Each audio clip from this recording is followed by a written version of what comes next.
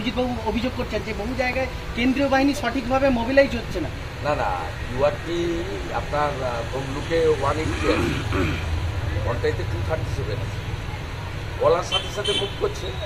যেটুকু গ্যাপ ছিল, ধরুন বিএসএফ সিআরপিএফের গ্যাপ ছিল সমন্বয়, এগুলো আমরা কথা বলেছি, ওডিজি সাহেবের সঙ্গে কথা বলেছি, তারা মিটে গেছে, পরপর সলভ করছে। সকাল থেকে এখনো পর্যন্ত বুথগুলোতে গন্ডগোল না হলেও বুথে যারা ভোটার আসছে বিভিন্ন গন্ডগোল করতে পারছে না। তার কারণ হচ্ছে আপনার এই যে 8টা এতে প্রায় 15,000 বুথে ভোট হচ্ছে। প্রথমে 474টাতে ক্যামেরা অফ ছিল, আমরা দুটো দেওয়ার পরে ওটা সংখ্যাটা এখন 200তে নেমে এসেছে। আমরা তো ক্যামেরাও মনিটরিং করছি, কোথায় ক্যামেরা অফ আছে অন আছে। একইভাবে পটাশপুরেও ভোটারদেরকে কিছু করতে পারছি না, পটাশপুরে কোথাও প্রবলেম নেই। খেজুরি 166 নম্বর বুথ, সেখানে প্রবলেম নেই, ইভিএম এবং ক্যামেরা খারাপ। সব বিজেপি এজেন্ট আছে, মথুরাতে সব বিজেপি এজেন্ট আছে।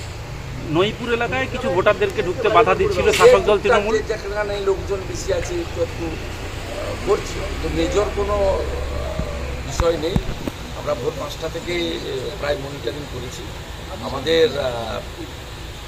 সাংগঠনিক শক্তির থেকেও বেশি এজেন্ট আমরা দিতে পেরেছি। ইভেন মাইনরিটি বুথেও বহু মাইনরিটি যুবক ছেলেরা এজেন্ট হিসেবে এসেছে, যেটা 21 সালে আমরা পাই। জেলাটা আপনার হাতের তালুর মতো চেনা, জেলাটা আপনার হাতের তালুর মতো চেনা। এখনো পর্যন্ত সকাল থেকে যে এই গোটা এলাকাটাই যেখানে ভোট হচ্ছে হাতের তালু, তো এমন দেখছেন এখন অবধি যা পরিস্থিতি, এখন অবধি সমস্ত খবরটা তো আপনার কাছে আসছে।